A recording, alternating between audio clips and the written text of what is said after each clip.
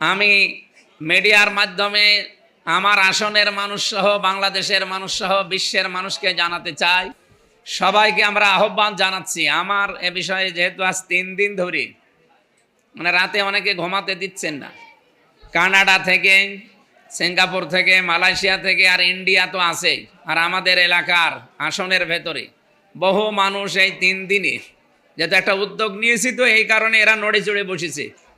আমরা চাচ্ছি কুষ্টিয়ার মেডিকেল কলেজটা আবার চালু হোক, এবং এর সাথে যে সমস্ত বাধাগুলো ছিল, আজকে প্রায় 3 ঘন্টার বৈঠক ছিল ডিসি সহ যতগুলো মানুষ দায়িত্বে আছে, এবার এটা খোলাও সম্ভব। এই 2 বছর আগেই খোলা সম্ভব ছিল, কিন্তু যারা দায়িত্বে ছিল তারা এদিক ওদিক করে এটা খুলতে পারে নাই।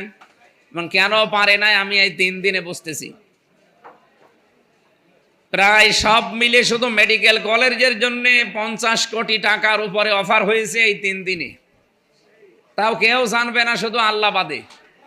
আমি বলেছি না, 50 কোটি কেন, 100 কোটি কেন, পুরা কুষ্টিয়া লিখে দিলেও আমি আমার জায়গা থেকে এক চুল নড়ব না।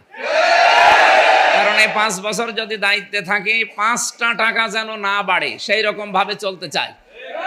আপনারা সাহায্য করবেন না?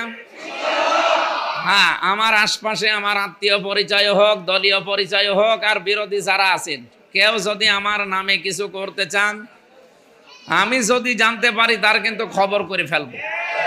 এই জন্য ওই কাজ কেউ ভুলেও করবেন না। জায়েজ বাদ দিয়ে না জায়েজ কোনো পথে আমরা যেতে চাই না। আল্লাহ রাব্বুল আলামিন ভালো কাজে যদি আমরা থাকি, অবশ্যই তিনি আমাদেরকে সাহায্য সহযোগিতা করবেন, এটা আমাদের ঈমানের বিশ্বাস। আমরা এগিয়ে যেতে চাই, সবাইকে নিয়ে আসেন।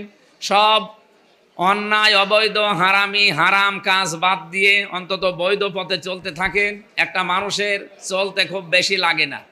এই যে আপনারা যারা শ্রমিক, এত অল্পেই তুষ্ট হয়ে যান, অনেক আহামরি কিছু লাগে না। সুতরাং যাদের আহামরি কিছু লাগে তারা এই জেলা থেকে, এই আসন থেকে বের হয়ে অন্য কোনো জায়গায় করবেন।